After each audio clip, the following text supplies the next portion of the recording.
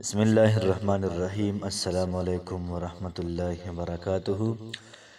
د الله پاک نه کلکه تمه ساتم چې تاسو ټول په ټیک ټاک کې الله پاک هم خوشحاله آباد ساته. الله پاک دې زموږ او تاسو ټولې دعاګانې دا قبول کړي.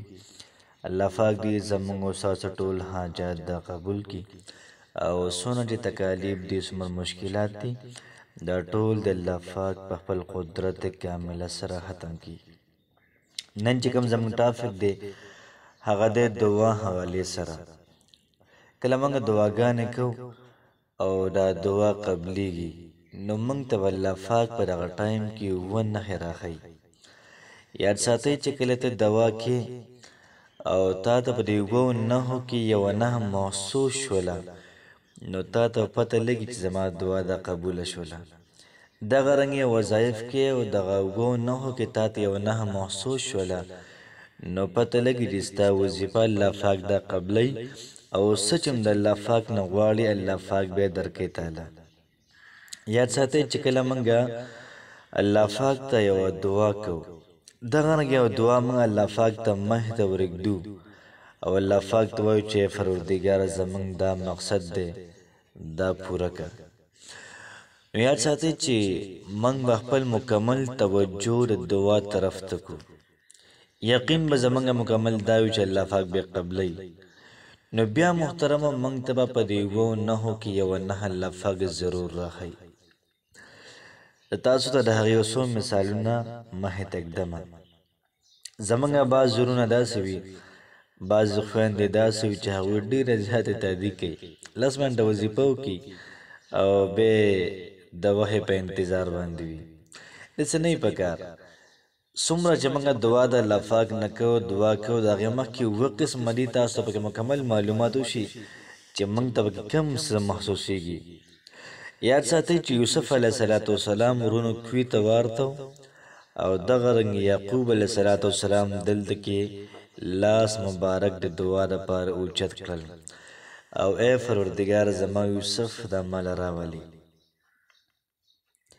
یوسف علیه السلام د پلار دعا سره وه د کوینه محترمو الله پاک راویستو او دغه رنګې د مصر په تخت باندې کېنو. د پلار دعا قبلیږي خو دلته کې پلار ته لا پته لګي نه چې زما دعا قبلیږي. خو چې کله یوسف علیه السلام واپس رالی 40 کاله بعد محترمو دعا قبوله شوله. نو یعقوب علیه السلام 40 کاله مسلسل دعاګانې کړې وي الله پاک قبول کړلې او پیغمبر د الله پاک ډیر زیات نیازبیني.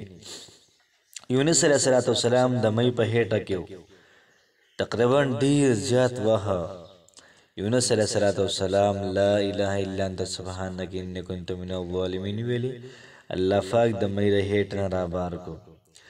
موسی علیه السلام الله پاک دعاګانې وکړې پروردګاره د دې فرعون او د هغې چې څومره لښکر دی د هغې چې څومره وزرا دي د دوی نه نجات راکړي. ډېر وخت بعد الله پاک موسی علیه السلام دعا قبوله کړه او ورته یې وویل ځان سره بني اسرائیل واله او لاړ شه د دې ځای نه. ایوب علیه السلام باندې د دنیا تکالیف رالل دغه ټول تکالیف ته الله پاک ختم کړل خو ډېر وخت بعد. نو پته لګي محترمو چې تادي به نه کوو تادي به بلکل نه کوو. الله پاک به موږ او تاسو له سوالات د قبلۍ زموږ دعاګانې به قبلۍ وظایف به قبلۍ خو الله پاک ګوري چې کم کسان ډېر محبت کوي ما سره او کم کسان تښتي. نو راځئ ونښې دا دي چې کله موږ دعا دپاره کښېنو او موږ لاسونه اوچت کړو او دغه رنګې درود پاک ووایو د الله پاک حمد و ثنا ووایو او بیا خپله دعا الله پاک ته محترم ادا کېږدو ښه په عاجزۍ باندې او الله پاک ته ووایو چې ای پروردګاره زموږ دا دعا راته قبوله کړي. چې کله موږ دعا کوو او دغې دعا دوران کې موږ او تاسو باندې دا ویښتان داسې زیګ زیګ ودرېدل نو پته لګي چې زموږ دعا دا قبلیږي. دا یوه نښه شوله پته لګي دعا قبلیږي.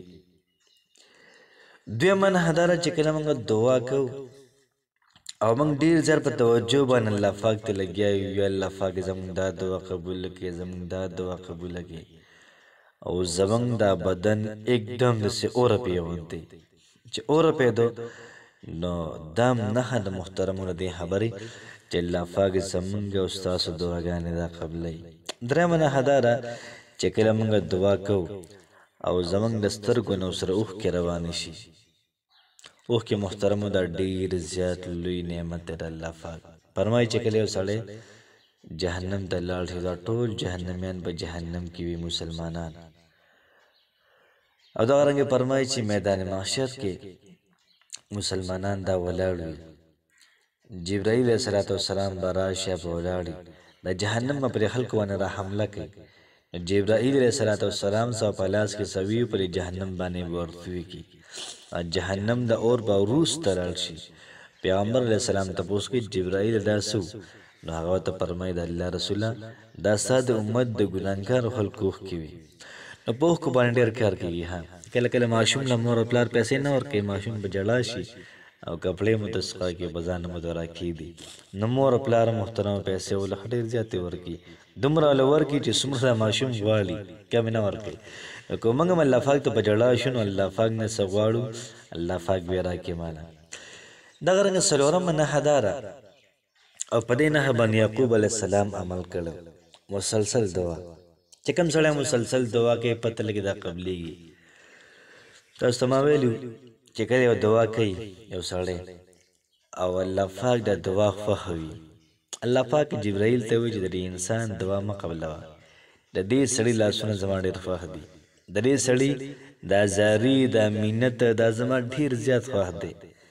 چې کوم سړی مسلسل دعا کوي مسلسل دعا نو فرمایي چې د انسان دعا به دا لازماً قبليږي.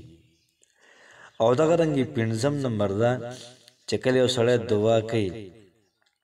دعا کوي او اچانک د دې سترګو نه اوښکې روانې شي. مخکې موږ دا ویلو چې دا په جړا شي او دلته کې اچانک اوښکې روانې شي نو دا نه محترمون ته قبلېدو ده چې الله پاک به زمونږ او ستاسو دعاګانې ضرور قبلوي.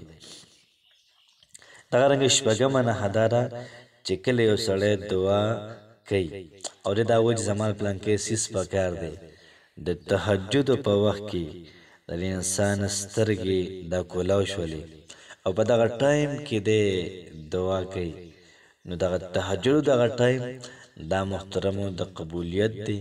ځکه الله پاک دغه ټایم کې فرمایي چې زما بندګان راپاسئ زمان وغواړئ چې سم غواړئ زمان وغواړئ. یاد ساتئ چې دعا بعض وخت کې الله پاک زر قبوله کوي بعض وخت کې الله پاک دعا نه قبلوي. پته یو مصیبت را روان دغه مصیبت الله پاک لر کی تا نه او بعض وخت کې پتا باندې مصیبت هم نه دعا هم نه قبلوي بلکې دغه دعاګانې د آخرت دپاره دا ظاهره کېږي. نو یاد ساتئ چې موږ کله دعا کوو نو دعا به د زړه نه کوو چې کومه دعا د زړه نه وي دا قبلېږي. علامه اقبال وایي دل سے جو بات نکلتی ہے اثر رکھتی ہے چې کومه خبره د زړه نه راوځي نو په دې خبره کې اثر وي.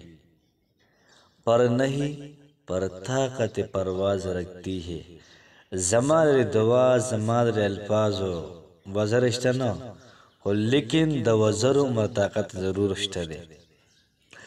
یاد ساتئ چې د الله پاک نه دعا په کلک امید سره مکمل یقین سره کو او کم سړی چې روزانه 200 پیری سورۃ الاخلاص وای او د هغې نه بعد دی به دعا کوي یا کلم سورۃ الاخلاص وای 200 پیری او د هغې نه بعد دعا کوي الله پاکي لازمي قبلې. الله پاک مو خوشاله ساته. السلام علیکم ورحمت الله وبرکاته.